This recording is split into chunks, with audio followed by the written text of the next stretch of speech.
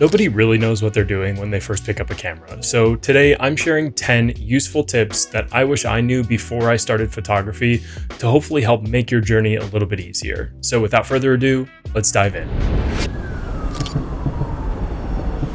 The first tip is don't buy the most expensive camera bodies. A lot of people think that a very expensive camera body is going to produce the best images. Well, there's some truth to that. That's not necessarily the case every single time. Most camera bodies produced within the last 5 years are more than capable of producing stunning images and are going to get you a very, very long way. Because you may not know what you want to do when you're just starting in photography, I would consider a couple things to help future-proof yourself. The first is to look for a good hybrid body, which is good at both photo and video, in case you want to pick up video later on, which most people end up doing. And look for a camera body with 2 SD card slots. It's an added layer of protection for you when you're out shooting in case one of your SD cards fails in your camera. And it's really important if you are getting paid gigs later on so that you know you have backups just in case something happens to one of your cards. Tip number 2 is to invest in high quality lenses over bodies. Camera lenses impact your image quality way more than a camera body does. A great lens that's well maintained is going to last you for years, so you're better off starting with a high quality collection of lenses that you can grow with over time and spend a little bit less on your camera body starting out. One way to do this is to buy your gear used. You can do this on Facebook Marketplace. There's websites like MPB and B&H that have great used sections, or you may have a local camera store that you can go to. But you're better off spending a little bit less on a body and investing that money into a great lens. Tip number 3 is that you really don't need to use filters when you're just starting out. If you don't know what a lens filter is, that's totally okay. It's essentially a piece of glass that you put over your lens that will get you a specific creative look for your photos and your videos. It's a common misconception that you need a filter to achieve a specific look in your photos or your videos, but quite frankly, that's just not true. I recommend that you wait until you determine what you like to shoot and what your style is. This will ultimately end up saving you money in the long run because once you know your shooting style and what you like to shoot, you can pick filters that make sense for what you're looking to accomplish.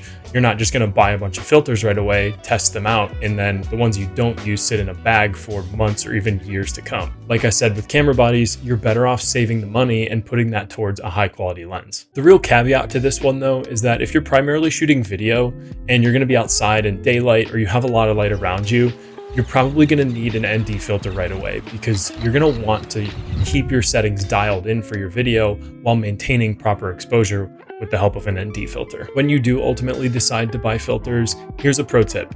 Buy the 82mm size and use step-up rigs to convert them down to the smaller lenses that you might have. This is going to prevent you from having to buy multiple size filters, and you can just get one filter to use across all of your lenses. I learned this one the hard way.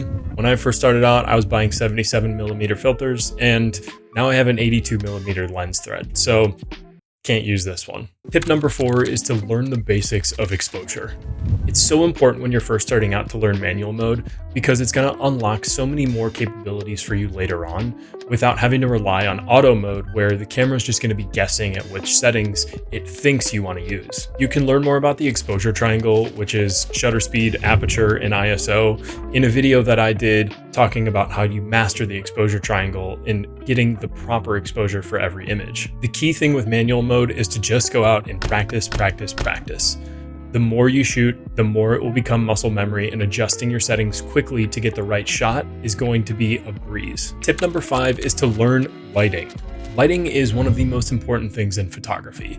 Your camera's job is essentially to capture light. Understanding how light affects both your scene and your subject is important to capturing stunning images. And I know light can seem daunting, so here's a couple tips to get you started. If you're shooting outside, overcast skies are a great place to start because it's a ton of soft light. The clouds are essentially acting as a light diffuser, and it's draping nice soft light across the entire scene. If you don't know where your light source is coming from, you can use your hand as a way to figure that out. Put your palm up in front of you and keep it at the same distance as you rotate in a circle. When your palm is lit up, your light source is behind you.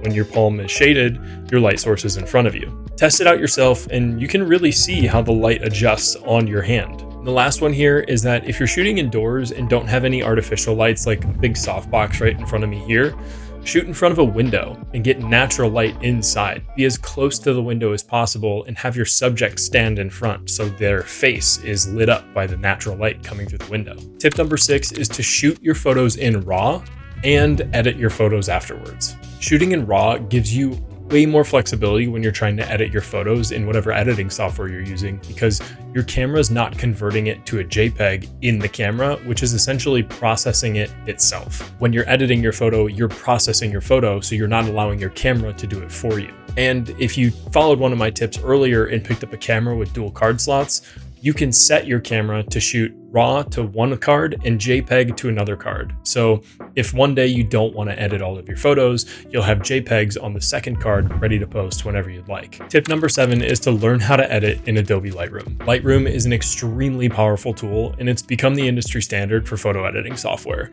Most professional photographers are using Lightroom, so if you're just starting out, my bet is that you're going to be switching to it later on, so you might as well learn how to use it from the start. Now, Lightroom does require a subscription, but there's a few different options that Adobe offers, and I highly suggest checking it out if you're looking for an editing software. That said, there are free photo editing softwares out there that you can use that are still very powerful and give Lightroom a run for their money. So check those out if Lightroom's not quite in the budget yet. You also don't need to buy any expensive editing courses. YouTube is your best friend when you're first learning how to edit. Mark Denny is one of my favorite photographers on YouTube to learn new editing techniques from. He's great and gets his point across, and I highly suggest you check out his channel if you're just learning how to use Lightroom for the first time. Tip number 8 is don't fear the tone curve. When I first started editing in Lightroom, I was very intimidated by the tone curve. I didn't know what it did, and quite frankly, I just never touched it. And now that I know how to use it properly, I use it to manage the contrast in my image, which can take images from good to great. To get you started, a standard rule of thumb with the tone curve is to use an S-curve. That's dropping your shadows a little bit, increasing your highlights, and affecting the contrast in your image. Now, this isn't the case for every single image you're going to edit, but it's a good starting place, and you can play with the curve here and there as you're adjusting different images to see what works best for you. Tip number 9 is to use the masking tool in Lightroom. The masking tool is incredibly powerful.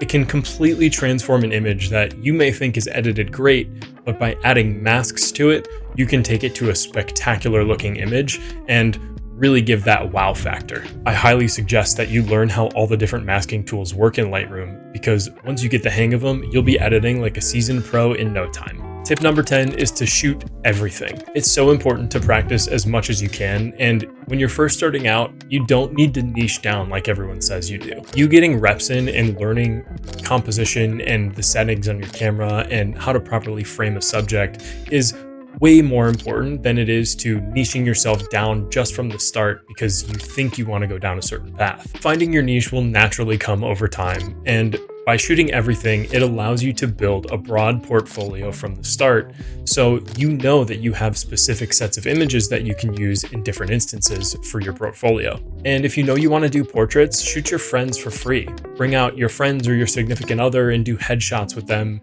in natural lighting and artificial lighting, and learn how to properly frame a subject within your image. If you have a goal of making money with your camera and getting paid jobs later on, doing this will give you a diverse portfolio from the start, and it's going to make that process a little bit easier. One final bonus tip is to customize your camera settings. Doing this will make shooting faster, easier, and more intuitive for how you personally operate.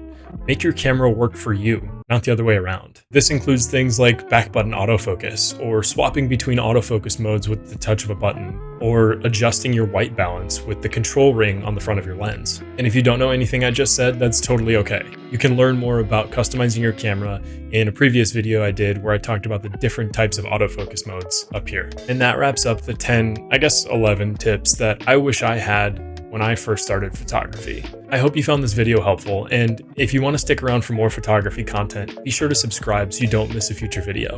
And let me know in the comments, what tips do you wish you had that I didn't cover here? I'd love to hear from you.